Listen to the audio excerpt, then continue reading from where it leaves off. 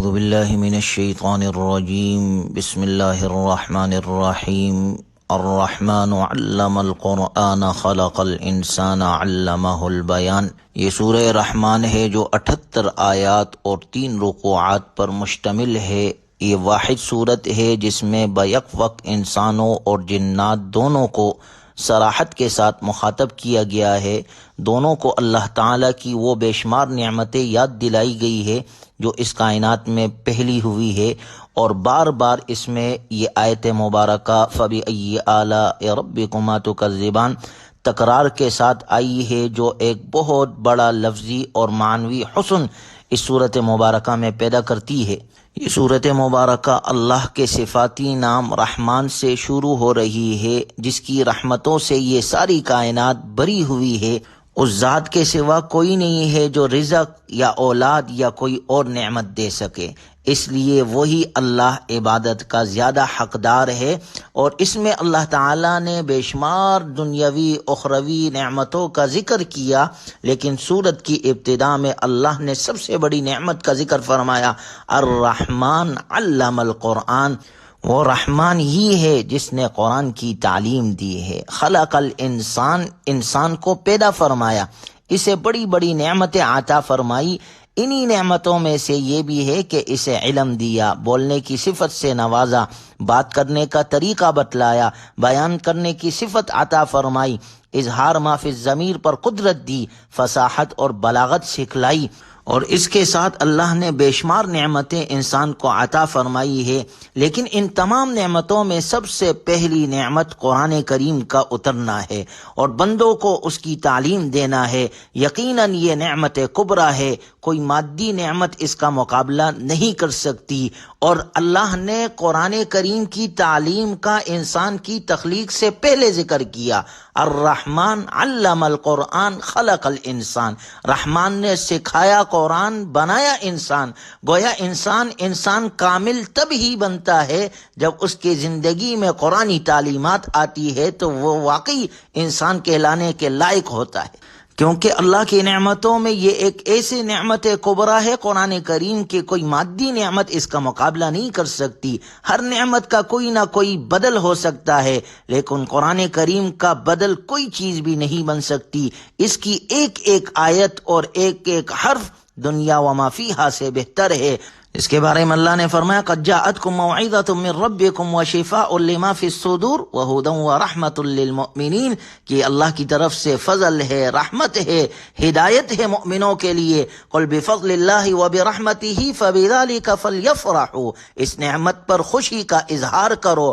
هو خیر مما یجمعون، یہ اس سے بہتر ہے جو تم دنیا میں جمع کرتے ہو۔ اگلی آیات میں اللہ کا ارشاد ہے والسماء رفعها ووضع الميزان الا تطغوا فی المیزان وَأَقِيمُوا الْوَزْنَ بِالْقِسْطِ وَلَا تُخْسِرُوا الْمِيزَانَ وَالْأَرْضَ وَضَعَهَا لِلْأَنَامِ، اور آسمان کو اس اللہ نے بلند کیا اور اسی نے ترازو قائم کی ہے کہ تم تولنے میں ظلم نہ کرو، اور انصاف کے ساتھ وزن کو ٹھیک رکھو اور تول میں کمی نہ کرو، اور زمین کو اسی نے ساری مخلوقات کے لیے بنایا ہے۔ قرآن کریم میں اکثر مقامات پر اللہ نے آسمان اور زمین کا ایک ساتھ ذکر کیا ہے، للہ ما فی السماوات وما فی الارض ان ربکم اللہ الذی خلق السماوات والارض۔ اسی طرح اکثر مقامات میں قرآن کریم میں آسمان اور زمین کا ایک ساتھ ذکر ہے، لیکن سورہ رحمان میں اللہ نے آسمان کا ذکر کیا، درمیان میں 3 مرتبہ میزان کا ذکر کرنے کے بعد پھر زمین کا ذکر فرمایا۔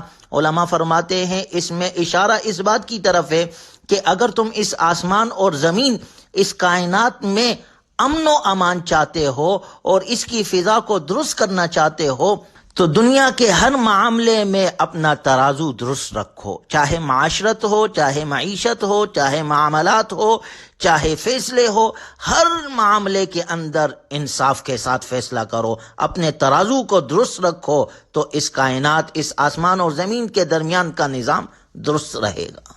اس کے بعد اللہ تبارک و تعالی نے اس صورت مبارکہ میں اپنی مختلف نعمتوں کا ذکر کیا ہے۔ سورج اور چاند ہے جو اللہ کے ٹھہرائے ہوئے حساب سے اپنی اپنی منزلوں پر روا دوا ہے، ستارے اور درخت ہے جو اللہ کے سامنے سجدہ ریز ہے، زمین جس کو اللہ نے مخلوق کے لیے فرش کی طرح بچھا دیا ہے، مختلف میوجات، اناج اور پھل پھول جس سے انسان فائدہ اٹھاتے ہیں، میٹھے اور کھارے پانی کے دریا جو اپنی اپنی جگہ جاری ہے، وہ موتی جو دریاؤں سے نکالے جاتے ہیں، پہاڑوں جیسی بلندی اور پہلاؤ رکھنے والے وہ جہاز جو سمندروں میں چلتے ہیں، جو اسباب اور سامان کے منتقلی کے لیے کل بھی اور آج بھی ایک اعتبار سے ذریعہ معاش ہے۔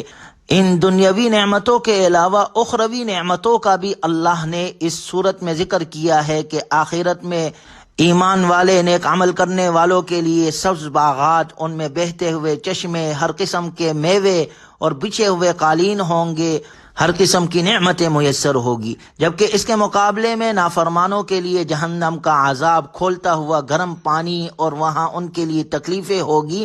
اس کا بھی اس صورت مبارکہ میں ذکر ہے۔ اس صورت مبارکہ کی جو مشہور آیت ہے فَبِأَيِّ آلَاءِ رَبِّكُمَا تُكَذِّبَانِ، کہ تم اپنے رب کی کون کون سی نعمتوں کو جٹلاؤ گے، یہ 31 مرتبہ اس صورت مبارکہ میں دہرائی گئی ہے۔ اگر اس صورت کا تجزیہ کیا جائے تو معلوم ہوتا ہے کہ رب ذوالجلال نے سورت کی ابتدا میں اپنی تخلیق کے عجائبات کا ذکر کیا ہے، اور ان کے ضمن میں یہ آیت فَبِأَيِّ آلَاءِ رَبِّكُمَا تُكَذِّبَانِ 8 بار آتی ہے۔ اس کے بعد جہنم اور اس کے عذابوں کا ذکر ہوا تو 7 مرتبہ یہ آیت مبارکہ ہے۔ قرآن کریم پر نظر رکھی جائے تو جہنم کے دروازے بھی 7 ہے۔ پھر جنت کے باغات اور اہل جنت کا تذکرہ کرتے ہوئے 8 مرتبہ یہ آیت مبارکہ فَبِأَيِّ آلَاءِ رَبِّكُمَا تُكَذِّبَانِ آتی ہے، اور اتفاق سے جنت کے دروازے بھی 8 ہے۔ اللہ ہمیں نصیب فرمائے۔ آخر میں ایسے باغات کا ذکر ہے جو درجے کے اعتبار سے پہلے باغات سے کم ہے۔ ان باغات کے ضمن میں یہ آیت 8 مرتبہ آئی ہے۔ اہل علم کا اخذ شدہ نتیجے کے مطابق جو شخص پہلی 8 مرتبہ فَبِأَيِّ آلَاءِ رَبِّكُمَا تُكَذِّبَانِ پر اعتقاد رکھے گا اور ان کے تقاضوں پر عمل کرے گا، اسے اللہ تعالی جہنم کے سارے دروازوں سے بچائے گا اور دونوں قسم کی جنتوں کا حقدار بنائے گا۔ اللہ ہمیں بھی نصیب فرمائے۔ یہاں پر بعض لوگوں کی طرف سے، کم عقلوں کی طرف سے یہ اعتراض اٹھایا جاتا ہے کہ جہنم اور جہنم کے عذاب کون سی نعمت ہے کہ ان کا ذکر کرتے ہوئے بار بار سوال کیا گیا فَبِأَيِّ آلَاءِ رَبِّكُمَا تُكَذِّبَانِ، بتاؤ اپنے رب کی کس کس نعمت کو جٹلاؤ گے؟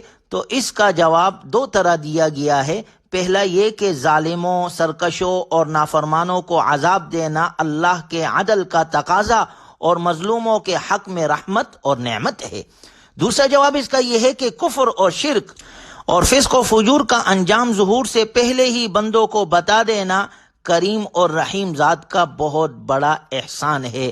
غور کیا جائے تو کیا یہ بات باعث تعجب نہیں کہ دنیا کے کسی خطرہ اور مصیبت کی پیشگی اطلاع دینے والے کو تو ہم اپنا محسن سمجھے، لیکن اس مالک کو محسن نہ سمجھے جس نے ہمیں آخرت کے خطرات کے بارے میں دنیا ہی میں مطلع فرما دیا ہے، جبکہ دنیا کی زندگی آخرت کے زندگی کے مقابلے میں اور دنیا کے خطرات آخرت کے خطرات کے مقابلے میں کچھ حیثیت بھی نہیں رکھتے ہیں۔